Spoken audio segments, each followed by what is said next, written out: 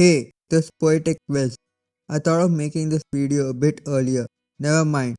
We are still a year away from getting to see MacBook Pro 14-inch.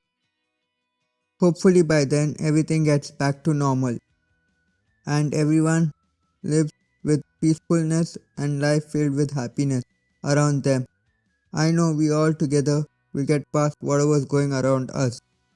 Before I start this video, I would appreciate if you could subscribe to the channel as more videos on Apple coming soon and we are close to reaching 100 subs. Also, if you like the video till the end, do share it with those who love Apple and cannot wait to see MacBook Pro 14-inch just the way you all and I do. Here's what I wish to see in the MacBook Pro 14-inch. I will start with the design and get to the rest. It would be nice if we get MacBook Pro 16-inch design language, or as we see with the new Dell XPS 15 and 17-inch. Though I do not think Apple might go with the Dell XPS design language, as Apple wants to improve things first overall and then move to what we all tech nerds want to see happen. Here's what I wish Apple to do in terms of bringing stuff, not just that benefits us tech nerds as well, the average consumers.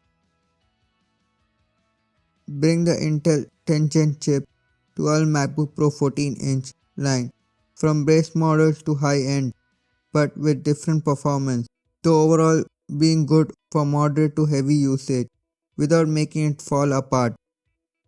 As it would be nice to see 16GB RAM in baseline model without needing to pay extra, especially when we have come so far in tech and everyone is multitasking in their own workspace without having to think of what's the right product for each individual. Works might vary, yet the hustle is real, not just for me, to you all as well watching my content. I feel it's high time Apple gives us a dedicated graphics card, then something not too well optimized for long duration work and not easily runs out of battery quickly.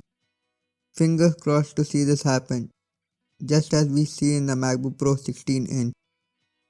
I hope Apple makes few things more usable to us than just make us upgrade to higher end model, when it could be easily resolved by having two Thunderbolt ports in either side than just having it in one place. Apple, please give us 4 Thunderbolt ports in either side in the whole MacBook Pro 14-inch. As well, it would be nice of you if you could give us an SD card so we can work smoothly and efficiently than having to use dongles. Also, it's kind of crazy you have still not made your own dongle to go well with the MacBook Pro, then having to spend on individual dongles. When you are a $1 trillion company, can you make a dongle with all the necessary ports that might be useful not just for us as content creators alike, but individuals like you all out there who need it for various use cases, especially for music and film industry, if you know what I'm really saying.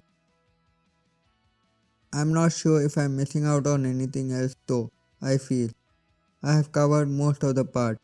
I know whatever I may have not said, Apple will still not bring it back.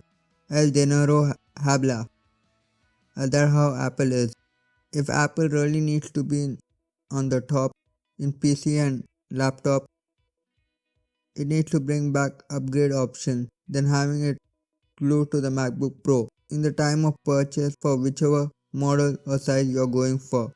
Also, it would be nice to have 1080p Full HD camera than have 90s vintage look.